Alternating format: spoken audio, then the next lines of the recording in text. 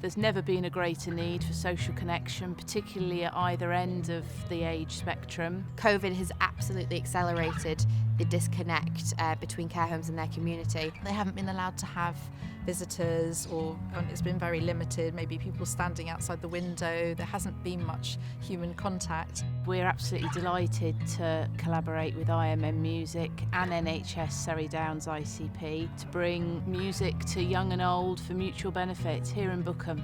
Today has been our last session of a 6-week block of intergenerational music making sessions, and we've been working with 6 kids from the primary school and 6 elders from the care home, and these places are right next to each other. We are literally in the garden right now, and over the fence I can see the children's playground. Hello, hello, welcome to our music time, and we hope you're feeling fine. The aim of our sessions is connection, and we use music to get that connection. The 2 different groups were singing together, conducting, playing musical instruments. Creating this really safe, positive space for them to explore who they are and what's important to them.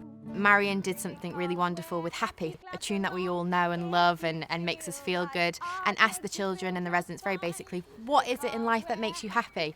And what was wonderful was we found all these things that made both of the groups happy. There was cups of tea and animals and dancing and singing.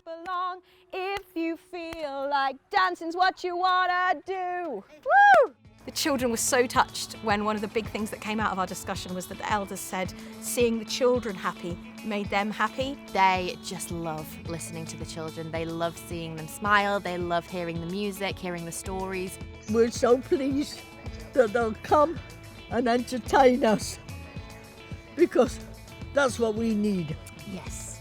It makes a lot of difference to us. A lot of people assume that what we're doing is just for the old people, but it's not. What we're doing actually really benefits the children we work with. We get a lot of referrals with children who have additional needs, or they might be anxious, they may have had a really hard time the last year. I think it's so empowering for them to be able to just stand and share who they are and to have that positive feedback. I feel like I know the elders a lot more, and now I know what they like and what style of music they like.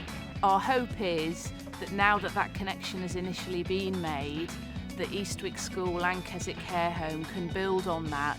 I think we will see reduced calls upon health interventions and maybe even sort of medication, because someone's well-being, their whole sense of purpose and happiness, we know affects their physical health substantially. The final outcome of where I'd like to take this is, at the very least, I'd like to see this across Surrey Downs. And maybe I'd like us to be looking at this in other areas rather than just care homes. How else can we focus a bit more holistically about how to improve our residents' lives to get the health outcomes that we want, rather than, waiting for someone to fall over and then we put a plaster on it?